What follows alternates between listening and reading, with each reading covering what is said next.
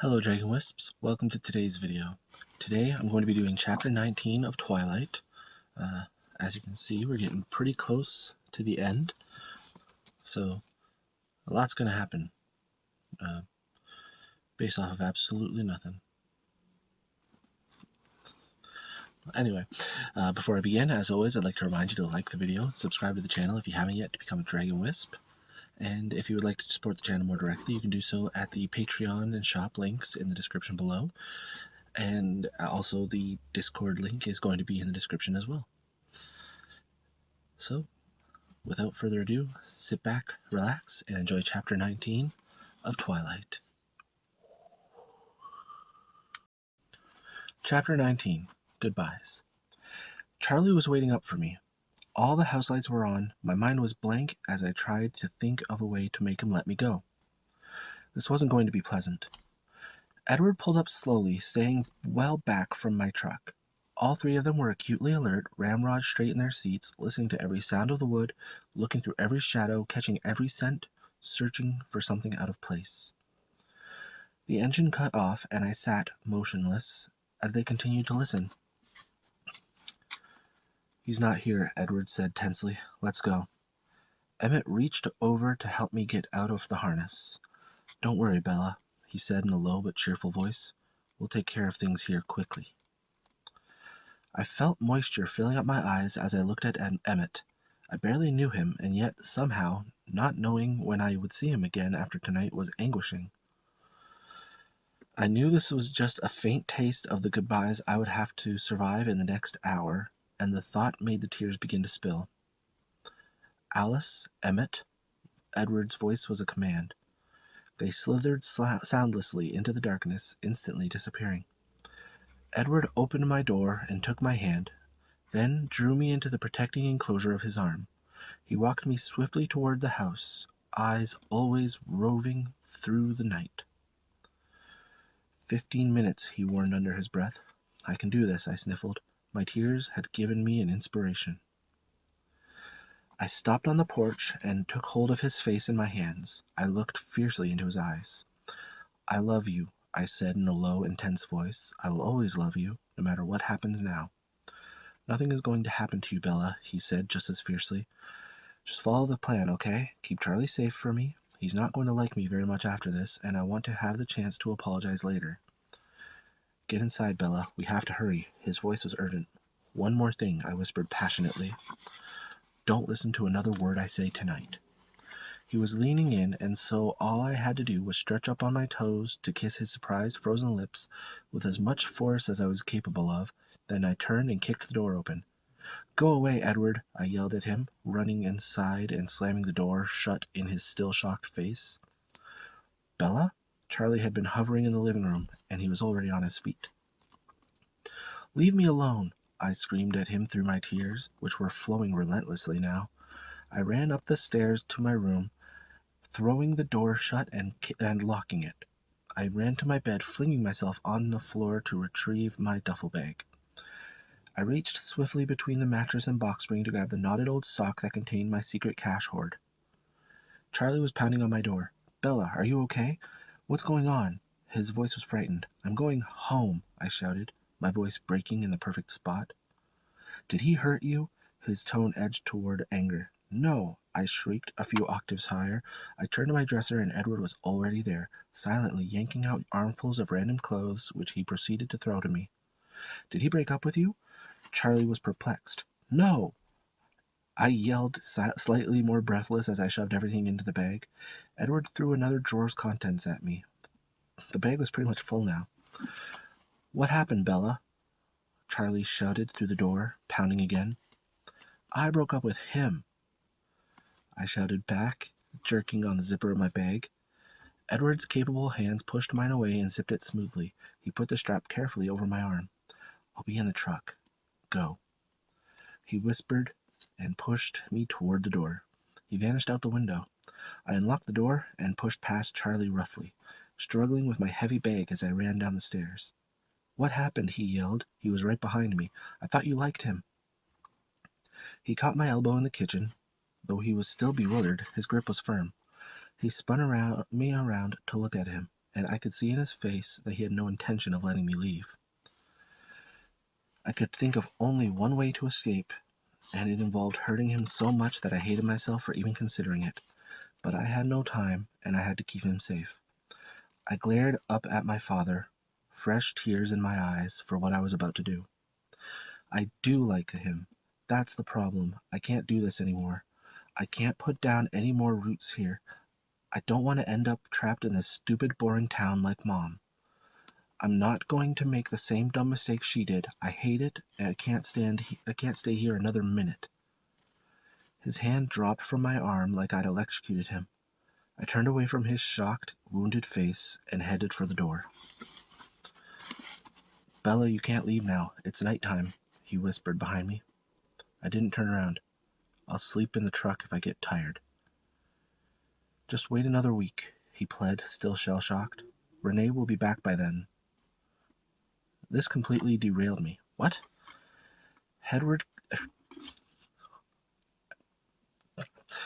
Charlie continued eagerly, almost babbling with relief as I hesitated. She called while you were out. Things aren't going so well in Florida, and if Phil doesn't get signed by the end of the week, they're going back to Arizona. The assistant coach of the Sidewinders said they might have a spot for another shortstop. I shook my head, trying to reassemble my now confused thoughts. Every passing second put Charlie in more danger. I have a key, I muttered, turning the knob. He was too close, one hand extended toward me, his face dazed. I couldn't lose any more time arguing with him. I was going to have to hurt him further. Just let me go, Charlie. I repeated my mother's last words as she'd walked out this same door so many years ago. I said them as angrily as I could manage, and I threw the door open. It didn't work out, okay? I really, really hate forks.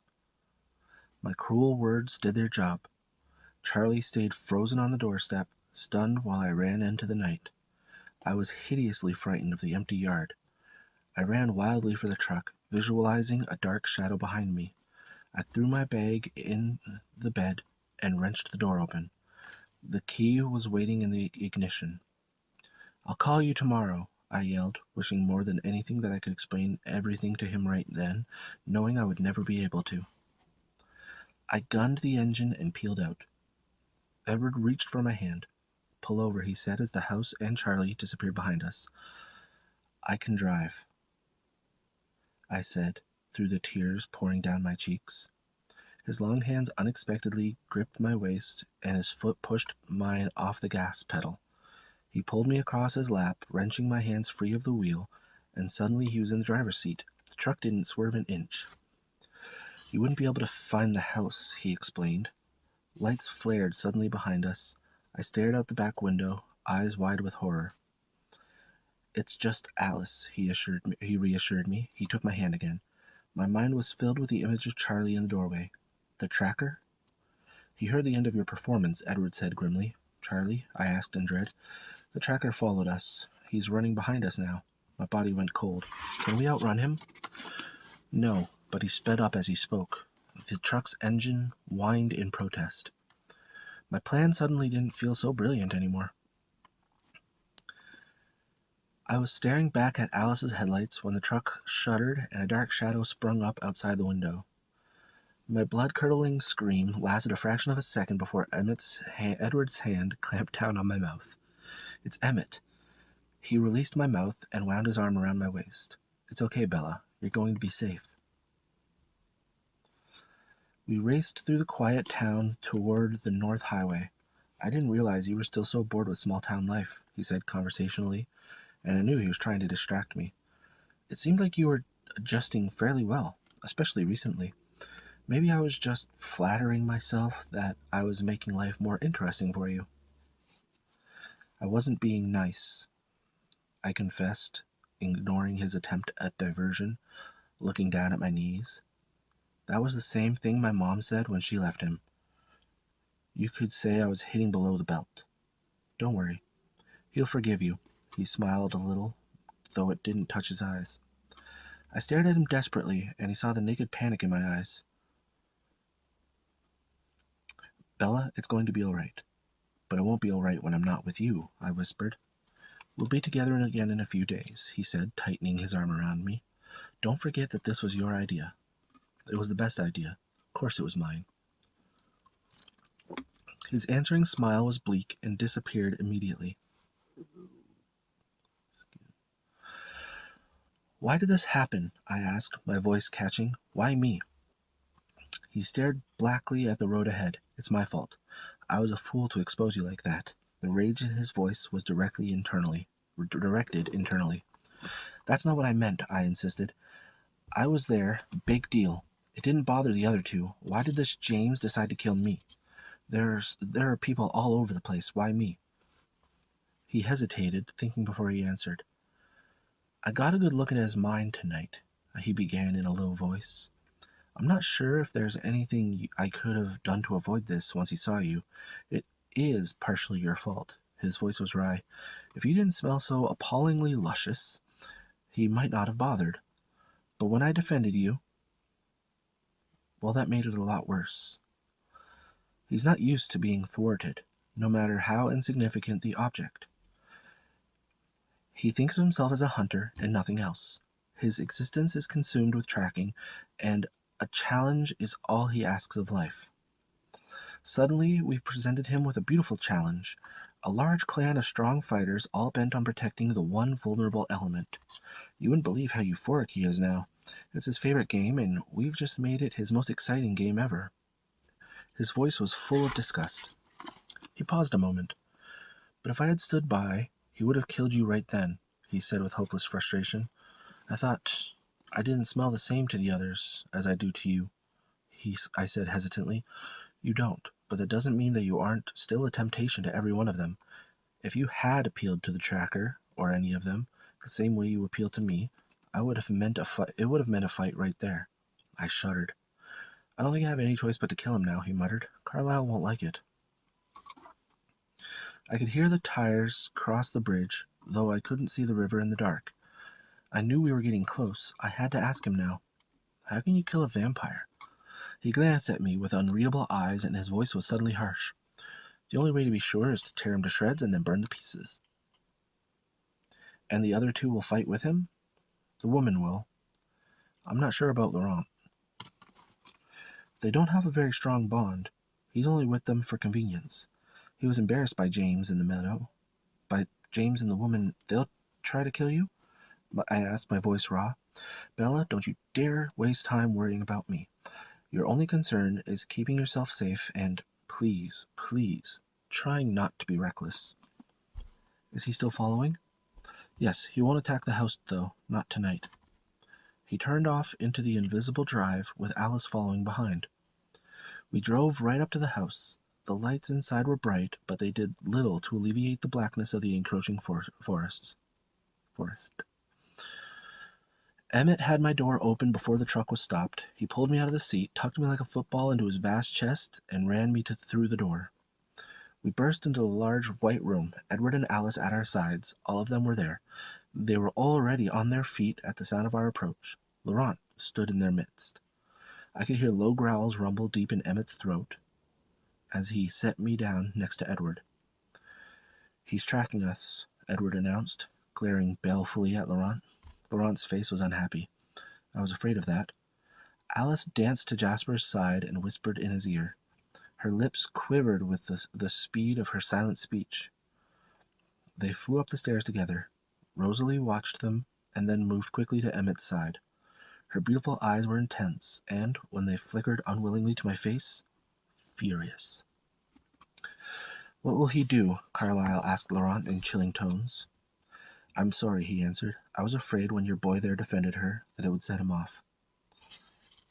Can you stop him? Laurent shook his head. Nothing stops James when he gets started. We'll stop him, Emmett promised. There was no doubt what he meant. You can't bring him down. I've never seen anything like him in my 300 years. He's absolutely lethal. That's why I joined his coven. His coven, I thought, of course. The show of leadership in the clearing was merely that, a show. Laurent was shaking his head. He glanced at me, perplexed, and back to Carlyle. Are you sure it's worth it? Edward's enraged roar filled the room. Laurent cringed back. Carlyle looked gravely at Laurent. I'm afraid you're going to have to make a choice. Laurent understood. He deliberated for a moment. His eyes took in every face and finally swept the bright room. I'm intrigued by the life you've created here, but I won't get in the middle of this. I bear none of you any enmity, but I won't go up against James. I think I will head north, to that clan in Denali. He hesitated. Don't underestimate James. He's got a brilliant mind and unparalleled senses. He's every bit as comfortable in the human world as you seem to be, and he won't come at you head on. I'm sorry for what's been unleashed here. Truly sorry. He bowed his head, but I saw him flicker another puzzled look at me. Go in peace, was Carlyle's formal answer.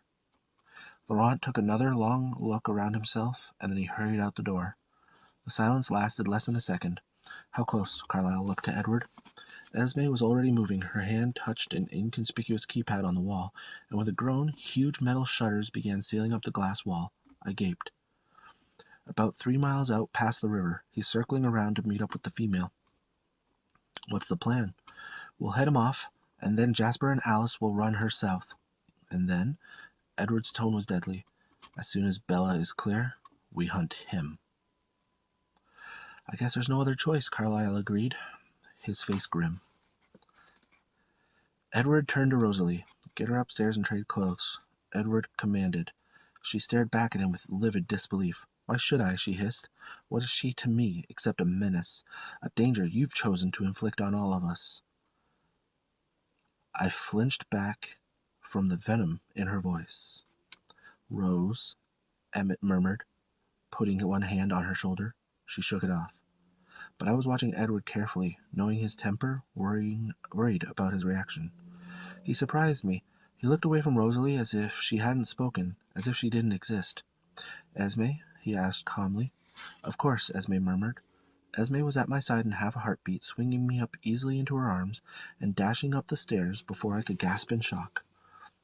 What are we doing? I asked breathlessly as she set me down in a dark room somewhere off the second-story hall.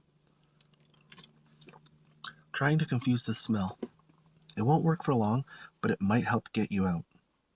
I could hear her clothes falling to the floor. I don't think I'll fit. I hesitated, but her hands were abruptly pulling my shirt over my head. I quickly stripped my jeans off myself. She handed me something. It felt like a shirt. I struggled to get my arms through the right holes. As soon as I was done, she handed me her slacks. I yanked them on, but I couldn't get my feet out. They were too long. She deftly rolled the hems a few times so I could stand. Somehow, she was already in my clothes. She pulled me back to the stairs where Alice stood, a small leather bag in one hand. They each grabbed one of my elbows and half carried me as they flew down the stairs. It appeared that everything had been settled downstairs in our absence. Edward and Emmett were ready to leave, Emmett carrying a heavy-looking backpack over his shoulder. Carlyle was handing something small to Esme. He turned and handed Alice the same thing. It was a tiny silver cell phone. Esme and Rosalie will be taking your truck, Bella, he told me as he passed. I nodded, glancing warily at Rosalie. She was glowering at Carlyle with a resentful expression. Alice, Jasper, take the Mercedes. You'll need the dark tint in the south. They nodded as well. We're taking the Jeep. I was surprised to see that Carlyle intended to go with Edward. I realized suddenly, with a stab of fear, that they made up the hunting party. Alice, Carlyle asked, will they take the bait? Everyone watched Alice as she closed her eyes and became incredibly still. Finally, her eyes opened. He'll track you. The woman will follow the truck. We should be able to leave after that. Her voice was certain. Let's go. Carlyle began to walk toward the kitchen. But Edward was at my side at once. He caught me up in his iron grip, crushing me to him. He seemed unaware of his family watching as he pulled my face to his, lifting my feet off the floor. For the shortest second, his lips were icy and hard against mine. Then it was over. He set me down, still holding my face, his glorious eyes burning into mine. His eyes went blank, curiously dead, as he turned away, and they were gone.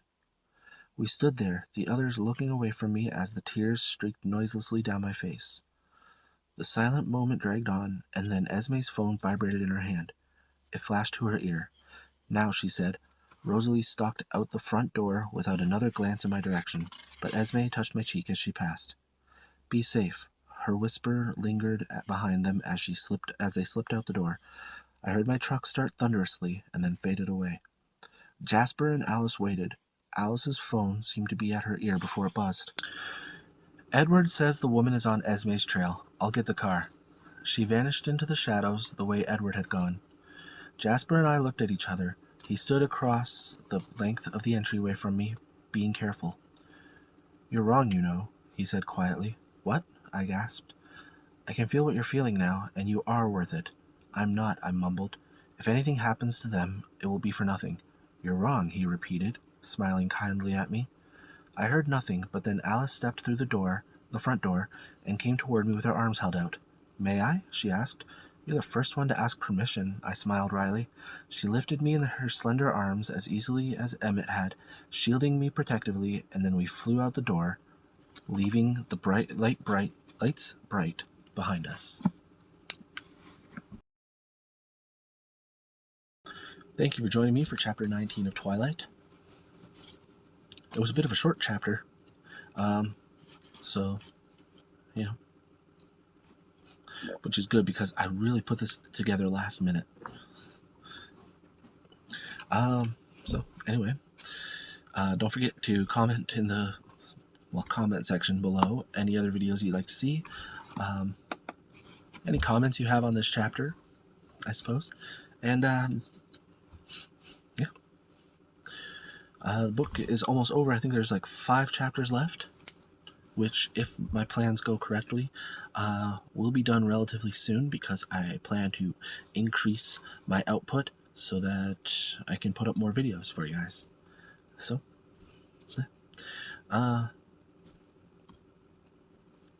sorry for the sudden truck noise in the background. Somebody decided to turn on their truck right next to me. I hope it's not too distracting. But anyway, thank you for joining me. And as always, oh no, I messed that up again. Sorry I keep doing that. Alright, so right about now, you should be getting the subscribe button up here, latest video on the channel over here, video recommended for you by YouTube down here, and over here will be the Twilight playlist. Thank you for joining me, and as always, have a peaceful day. Bye.